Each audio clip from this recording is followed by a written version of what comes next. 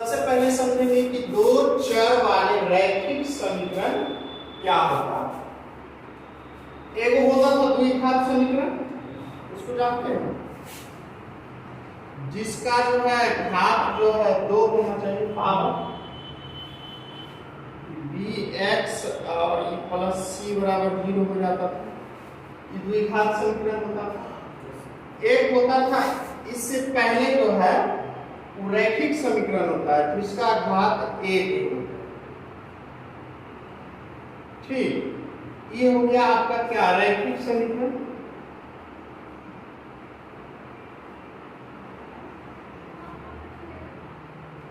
ये हो गया द्विघात समीकरण।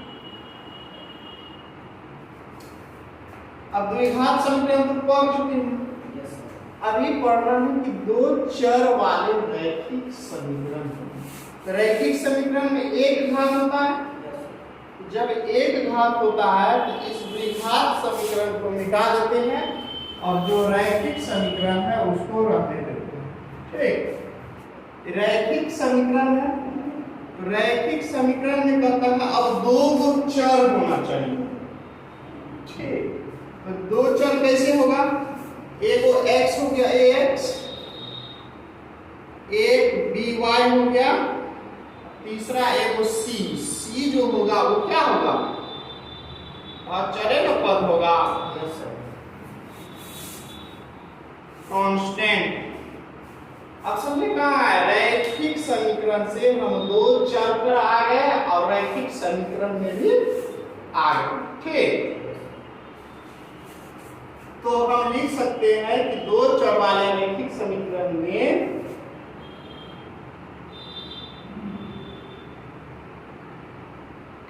वैसा समीकरण जिसे हम ax plus by plus c बराबर 0 के रूप में लिख सकते हैं, जहां a b और c एक वास्तविक संख्या होगा। समझ गया ना? यानी दो चर वाले रैखिक समीकरण को हम ax plus by plus c बराबर 0 के रूप में लिख सकते हैं। दो को चर भी है, चर भी करता है और रैखिक समीकरण भी है मेरा। अब इसका हल देखेंगे।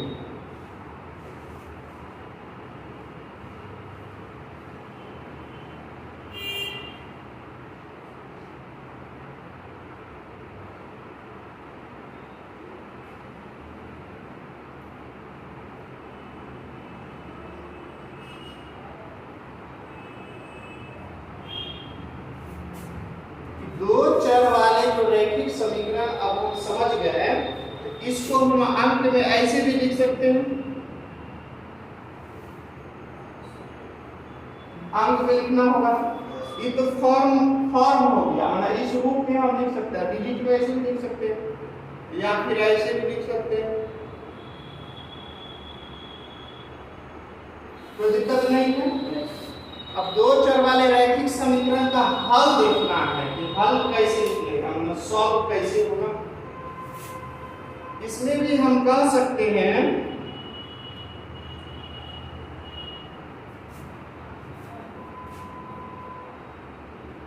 जब x बराबर अल्फा तथा y बराबर बीटा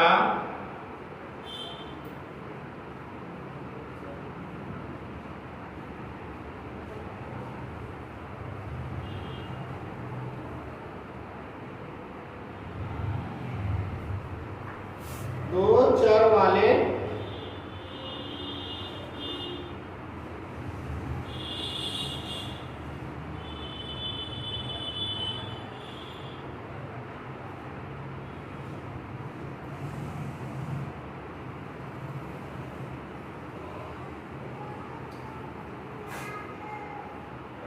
हल होंगे यदि, कब होगा, हल होंगे जब A alpha plus B beta plus C बराबर 0।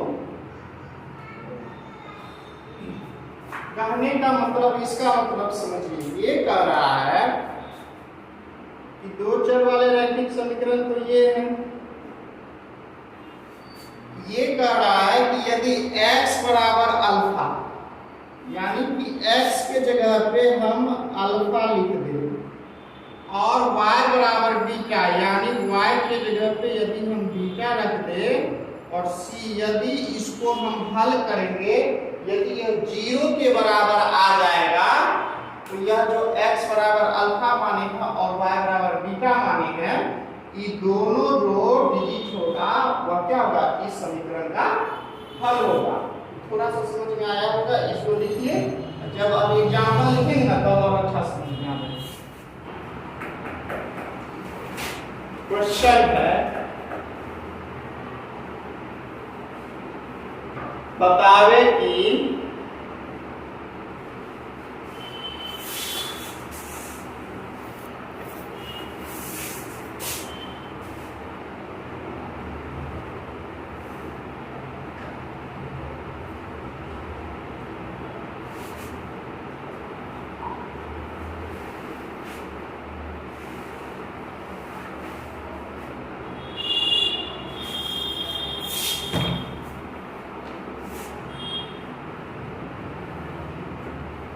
देखिए, अब ये जो नीचे वाला थ्योरी पढ़े हैं, इस पर इसका ये क्वेश्चन, ये बताए थे कि x बराबर अल्फा y बराबर बीटा हो जाए। यहाँ देखिए दिया हुआ है x बराबर 3 दिया हुआ है। कहने का मतलब कि x बराबर 3 दिया हुआ है, कहते थे x बराबर अल्फा, इसका मतलब अल्फा बराबर 3 नहीं होगा। अब y बराबर 2 दिया हुआ है, y बराबर बीटा होता था तो बीटा बराबर 2 हो गया, और अल्फा बीटा यदि इस फॉर्म में रहेगा और 0 के बराबर आ जाएगा तो ये दोनों जो है उसका क्या हो जाएगा, हल हो जाएगा। तो इस पर बैठा के देखिए, 5x - 3y बराबर 9, अल्फा भी आप लिख सकते हैं या इसको बीटा बराबर 9 भी दे सकते हैं, ठीक। बाउंस नहीं कर रहा है सर, समझ रहा हूं। अल्फा बराबर क्या है, 3 है, और बीटा बराबर कितना है, 2 है, 5 दिया 15, 3 गुना 6, 9 हो गया, 15 में 6 जाएगा 9, 9 के बराबर हो गया। कहिएगा अक्सर यहाँ तो 0 आने वाला था, यहाँ 9 कैसे आ गया। हाँ, ये भी बात सही है। 5x - 3y, ये 9 है, n आ जाएगा, 0 के बराबर हो जाएगा, इसलिए 5 × 3, 3 × 2 -9 बराबर 0, 15 - 6 - 9 बराबर 0, 9 - 9 बराबर 0, इसलिए 0 बराबर 0। जब यह 0 के बराबर आ गया तो हम कह सकते हैं अतः x बराबर 3 y बराबर 2 समीकरण 5x - 3y बराबर 9 का हल है। आप समझे इस थ्योरी क्या कर रहा था, ये दिया हुआ रहेगा क्वेश्चन में, x बराबर 3 या y बराबर 2, सब जगह रहेगा। प्रूफ कर यूनियन पर बनाएंगे सर, एग्जाम में 9 का में बना दिए, हां लाइन हो गया, ऐसे बनाएंगे तो वैसे बनाएंगे, जैसा ही क्वेश्चन दिया हुआ रहेगा ना उस तरह काम कीजिएगा। जैसे कि 9 इधर दिया हुआ है, आप यहां से भी जो है कर सकते हैं। इसमें क्या हो जाएगा, इसमें हो जाएगा आपको यह LHS, ठीक, यहाँ लिख देंगे LHS बराबर RHS, तब पर भी 0 हो जाएगा, बराबर हो गया, तब पर भी हल हो गया। यदि 0 बराबर लिया है तब पर भी हल हो गया। नहीं तो आप डायरेक्ट ऐसे कर सकते हैं, थ्योरी का था। अब आते हैं ग्राफ पर, समझ गए? पहला एक्सरसाइज जो है वो आपको क्या ग्राफ बनाना। ग्राफ जब मिलेगा, देखिए दो चर वाले रैखिक समीकरण कर रहे हैं। यदि फर्स्ट समीकरण कहेगा सर 10 का के लिए एग्जाम होगा वो पीरियड खत्म होता है ना, बहुत को पीरियड है करने वाला कर देता है। हमको शौक लगता है हमारा तो पीरियड करता है। नहीं तो ऐसा नहीं है कि मान लीजिए ई है, ये है, ये है। अब कितना स्टूडेंट क्या होता है, कहता है कि बउआ कॉपी भर गई है, तो कॉपी ऐसा भरता है करने का बात लिखना होगा A X plus B Y plus C बराबर 0 ऐसे झूम करके लिखेगा। अब वो लिखेगा ऐसे तो सबसे पहले कॉपी भरना नहीं करेगा। तो एक फर्स्ट समीकरण ये हो गया। अब ग्राफ लिखना है। यदि दूसरा समीकरण कहेगा लिखने के लिए उसको भी मिटा देते, उसको भी लिखे यदि ऐसे, तो दोनों एक जैसा नहीं हो गया। जब दोनों एक जैसा हो जाएगा तो दोनों लिखने का हमको क्या जरूरत है, कोई जरूरत नहीं, चलेगा। लेकिन ग्राफ में हमको दो समीकरण चाहिए, अलग अलग दो समीकरण चाहिए, तो दोनों अलग अलग होगा जैसे पॉलिनोमियल में। हाँ जैसे पॉलिनोमियल, एक इसको एक मान लेंगे, इसको भी एक मान लेंगे, इसको दो मान लेंगे, इसको दो मान लेंगे, इसको दो मान लेंगे। मान लीजिए कि एक आएगा 2x 3y प्लस 4 बराबर 0, एक आएगा 3x प्लस 4y प्लस 5 बराबर 0। दो को समीकरण हो गया। यहाँ से मेरा ग्राफ बनेगा। जब ये दो रैखिक दो चर वाले रैखिक दो को हो गया, तो इसमें एक कंडीशन क्या है, केस फर्स्ट क्या है,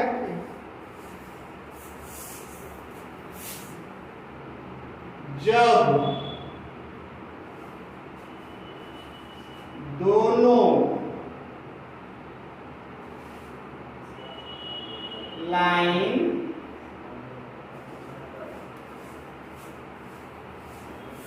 एक दूसरे को प्रतिच्छेद करता है तो उसका केवल एक हल होता। देखिए ये कह रहा है कि जब दोनों लाइन, एक लाइन ये बनेगा और दूसरा लाइन ये बनेगा, ठीक। तो ग्राफ में एक रहेगा, ऐसे रहता है ग्राफ। इसमें ये कह रहा है, कैसे चौका, इसमें कह रहा है कि यदि एक लाइन ये L1 इसको मान लीजिए और दूसरा ये L2 मान लीजिए, प्रतिच्छेद मतलब कि एक दूसरे पे चल जाएगा। तो एक लाइन पर दूसरा लाइन चला गया, ये बिंदु पर मान लीजिए ये, तो जब एक दूसरे को लाइन दोनों प्रतिच्छेद करेगा ना, उसका एक फल होगा। एक फल क्या होगा, ये जो ग्राफ है कि एक्स एक्सिस है, ये वाई एक्सिस है ना, ये बिंदु भी x और y बनेगा, यानी एक हल होगा, यानी x y का जो मान आएगा ये दोनों में रखने पर वह क्या हो जाएगा, 0 के बराबर हो जाएगा। ये समझ गए? इसमें 3 केस है। अब आता है दूसरा केस, जब दो लाइन L1 और L2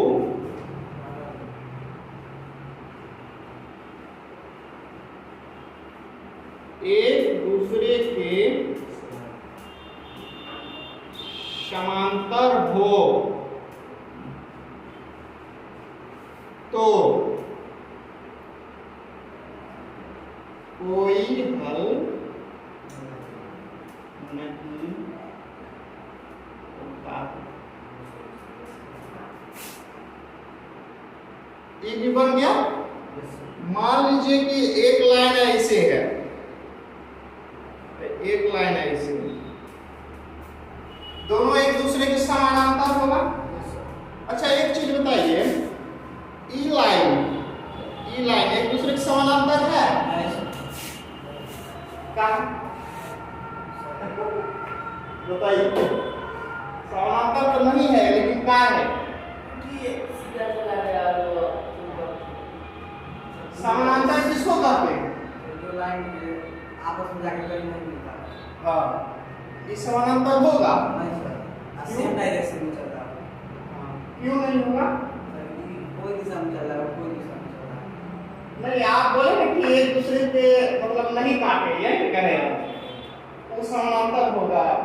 ये बोले कि समानांतर नहीं है, क्या सोच के बोले कि आप नहीं है? बताइए तो हम बताएंगे। अब ये जानना चाहते हैं आप क्या सोच रहे हैं? क्योंकि ये सीधा चल रहा है और ऊपर चल रहा है, समानांतर एक दूसरे के समान से नहीं चलता। ये कैसे चल रहा है, वो कैसे चल रहा है? वो तो है कैसे में चलिए जो आप समझ रहे हैं समानांतर के बारे में, उसमें और इसमें क्या फर्क है?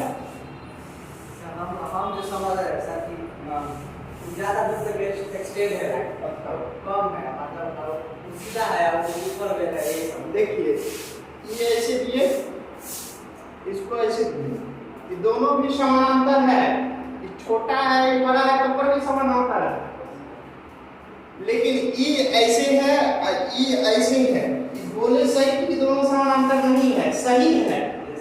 इसमें कारण यदि पूछेगा क्यों नहीं है, समानांतर होने के लिए दोनों रेखा का डिस्टेंस जो है ना हर जगह सेम होना चाहिए, लेकिन इसका डिस्टेंस जो है यहाँ से यहाँ तक और यहाँ से यहाँ तक सेम नहीं है। ये एक कारण हो गया। दूसरा कारण, जैसे समानांतर होगा वह कहीं भी प्रतिच्छेद नहीं करेगा, एक दूसरे रेखा को नहीं काटेगा। ये देखिए, इसको देखिएगा ना, लगेगा कि ये तो नहीं काट रहा है सब, सही नहीं चलता है। हाँ, लेकिन बोर्ड पे बाहर ले जाएंगे ना तो काट देगा, नहीं काटेगा। ये ऐसे ऐसे यदि ऐसे ऐसे देते आए इधर रही दीवार जाके काट कटिए जाएगा। तो कॉपी में जगह नहीं है तो नहीं हम काट पाते हैं, लेकिन कट न जाएगा। इसलिए ई जो है एक दूसरे के समानांतर नहीं। यही हम पूछना चाह रहे थे, क्यों नहीं? कॉन्सेप्ट तो पता रहता है।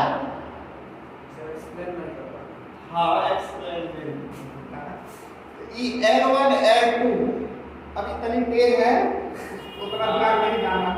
L1 L2 ये दोनों समानांतर है, कहीं नहीं काटेगा। जब ये काटेगा ही नहीं, इसका कोई हल नहीं होगा, नहीं होगा, होगा ही नहीं। मेरा उल्टा हो गया, लिख लीजिए इसको।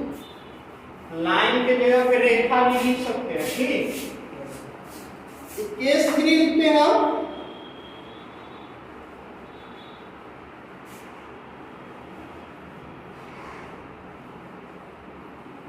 जब दो रेखा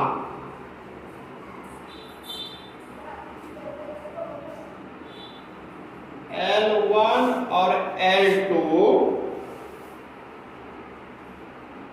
समपाती हो, मतलब नहीं एक दूसरे पर दूसरी जगह ज़्यादा रहता है। स्थित, यही ना।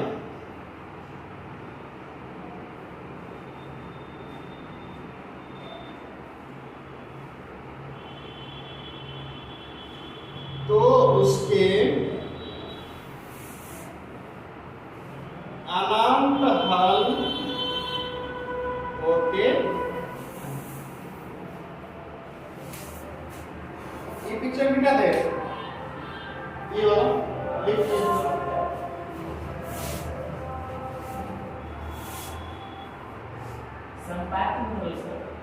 समपाती मतलब दोनों रेखा एक के पर, जैसे देखिए ये जो लाइन है इसी पर एक और लाइन आ जाएगा L2 भी, ये दोनों समपाती हो गया और इसका जो है अनंत फल हो जाएगा, अनंत फल नहीं होगा, जैसे कि यहाँ कटता था एक होगा और इसी को जब इसी पर आ गया यहाँ जो हो यहाँ हो यहाँ हो यहाँ हो यहाँ हो जहाँ भी होगा वो सारा उसका हल हो जाएगा, सब जीरो के बराबर जो है आपको आ जाएगा। इसको लिख लीजिए आप नोट डाउन कर लीजिए। अब क्वेश्चन है इसका ग्राफ बनाना।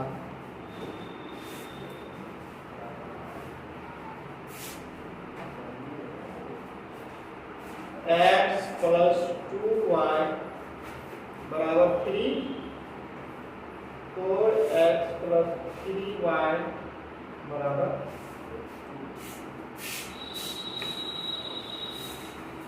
इसका ग्राफ बनाना है तो आधा रख लेते हैं, आधा इधर बनाना है। कॉपी एक ग्राफ का आता है, अभी तो बना लीजिएगा इसी पर, लेकिन घर पे जो है उस पर इजी होगा बनाना, इस पर कहीं लोग भारी लगेगा यार। पता नहीं वो एक बार टीवी देखे थे, बोलता था कि हिंदी लिख दीजिए उस पर जो है एक ऐसे तो उर्दू में वही बात है, कॉपी लिखिएगा ना किधर मतलब सब हो जाएगा उसका। इसका ग्राफ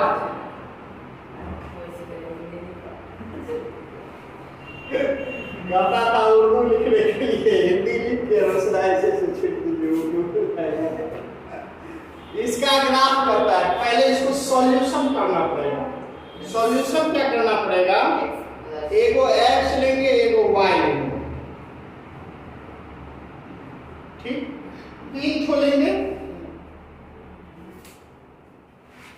3 को लेंगे, तो 3 को जो लेंगे इसलिए 3 को लेंगे, 3 को जब पॉइंट लेंगे ना हमको ग्राफ बनाने में इजी होगा। और इसमें मान उतना ही लेना है जितना हमारा कॉपी का दायरा हो, ऐसा नहीं कि 50 और ले लेंगे पता चलेगा कि कॉपियों में नहीं आता। तो x का मान जो है कुछ ले लीजिए, 0 से लीजिएगा, लीजिए 0 ही ले लेते हैं, बीच में रखते हैं उसको, ठीक। तो x का मान जब हम 0 लिए तो x प्लस 2y बराबर 3 हो गया, ये 0 हो गया, ये 2y हो गया, ये 3 हो गया, तो y का मान 3/2 हो जाएगा। अब मान लीजिए कि इधर 1 ले लेते हैं, तो x का मान यदि 1 लिए हैं, 1 प्लस 2y 3 हो गया, 2y 3 माइनस 1 2y 2 हो गया, इसीलिए y बराबर 2y2 यानी 1 के इक्वल हो गया। तो 0 लिए तो आया 3/2, y 1 लिए तो y का मान 1 आ गया। अब जो है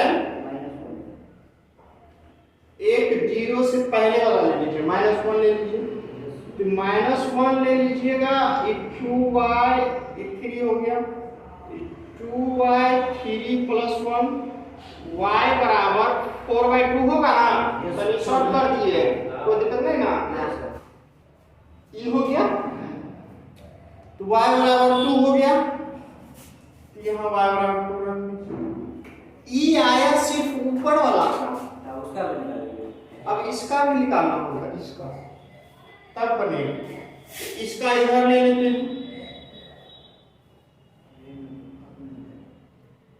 तो बनेगा, ये 2-3 पन्ना बनता, 2 पन्ना, 4x y। चलिए इसमें भी 0 ले लें, तो 4 0 3y बराबर 2, y बराबर 2/3, उतना ही नहीं आएगा।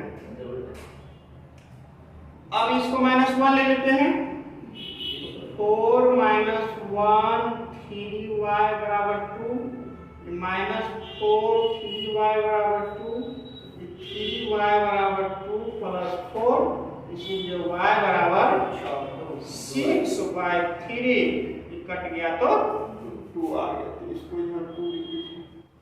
अब y x का मान 1 ले लीजिए, तो 4 गुने 1 3y बराबर 2, 4 3y बराबर 2, इसीलिए 3y बराबर 2 माइनस 4, इसीलिए y बराबर -2/3। देखो वैसे तो इसका ग्राफ बनेगा, लेकिन यहाँ पे ऐसा मान लेने का कोशिश करेंगे हमेशा। सीख जाएंगे तो अलग बात है, ये बट्टा नहीं आती। 1.5 कर देंगे, वो तो बनेगा। हाँ जी सर। मतलब ऐसा मान लेंगे, ये तो क्वेश्चन बनेगा ना, Yes, कोई sir. दिक्कत नहीं। लेकिन ऐसा मान लें, यदि यहाँ पे मान लीजिए कि -1 लिए, यहाँ 1 ले लेते हैं, यहाँ 2 ले लेते हैं, ये फ्रैक्शन में नहीं आएगा। फ्रैक्शन में नहीं आएगा ना तो और थोड़ा सा इजी हो जाएगा क्वेश्चन, लेकिन वही बनेगा आपका। इसी को बनाते हैं।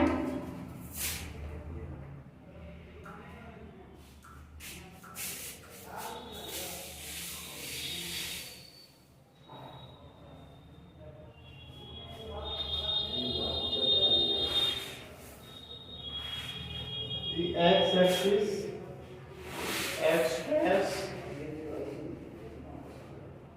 y-axis, y dash।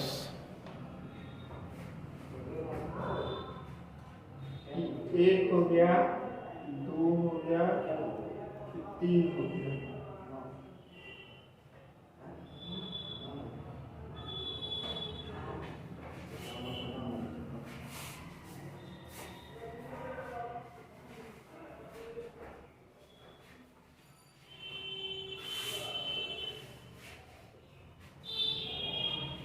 ठीक है, इसमें पहले आते हैं। x बराबर -1 होना चाहिए, y बराबर 2 होना चाहिए, तो इसका मान कहाँ पे आएगा?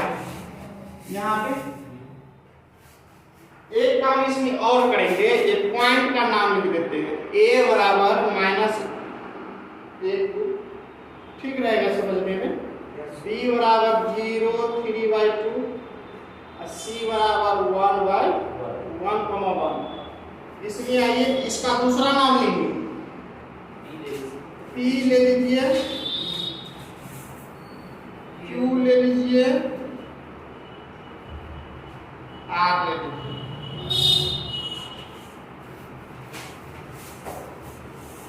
A -1 2, ये हो गया 1 0, और y बराबर 3/2 आना चाहिए, तो 3/2 कहाँ पे होगा बताइए इसको?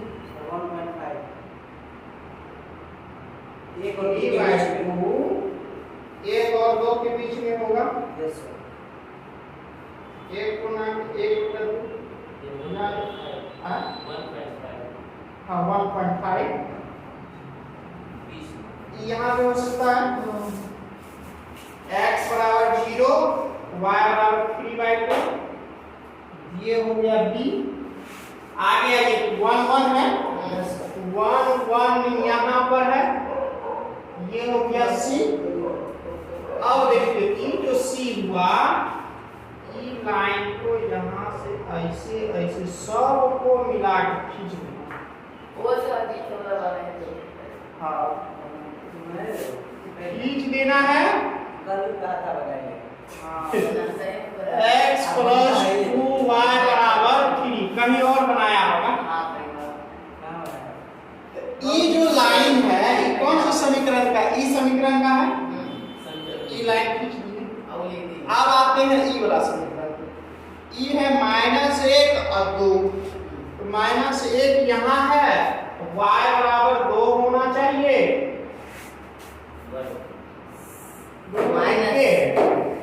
यहाँ है सर वहाँ एक आती ये p हो गया। क्या? नहीं सर, हम कह रहे थे एक आती नहीं, इसीलिए तो नाम लिखे हैं हम, वो लिखेंगे ना कचरा हो जाएगा। Yes sir.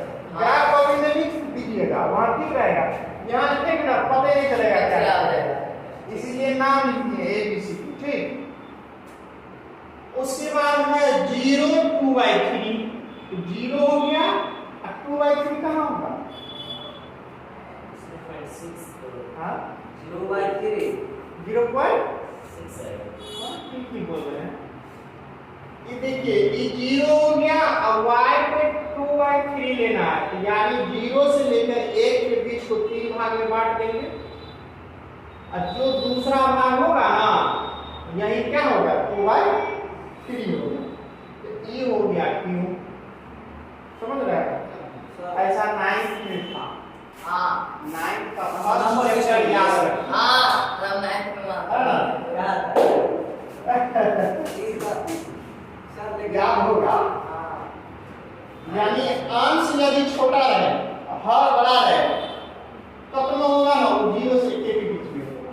यस सर चाहे आप 1 लाख का है नहीं लिख लीजिए, यदि अंश छोटा रहेगा हर बड़ा रहेगा 0 और 1 के बीच में रहेगा, यदि माइनस में रहेगा तो 0 और -1 के बीच में रहेगा, बस फर्क इतना है। इसीलिए यह 2/3 यहाँ पे आ गया। अब उसके बाद है 1 यानी ये माइनस वाला 2/3 ये कहाँ होगा? -2 यहाँ होगा, इसके ठीक सामने यही ना होगा, तो ये हो गया आपका R। जब R हो गया तो इन चीज ले लेना है, तीनों लाइन को ऐसे ऐसे जो है देखिएगा एक लाइन। सर इसका एगो सॉल्यूशन होगा। हाँ देखिए बोलो ये 3y बराबर क्या हो गया? 2 हो गया। यस सर तो अब यहाँ पे लिखिए, इसको लिख दीजिए लाइन 1 लाइन 2, यानी यहाँ पे लिखिएगा लाइन 1 लाइन 2 को प्रतिच्छेद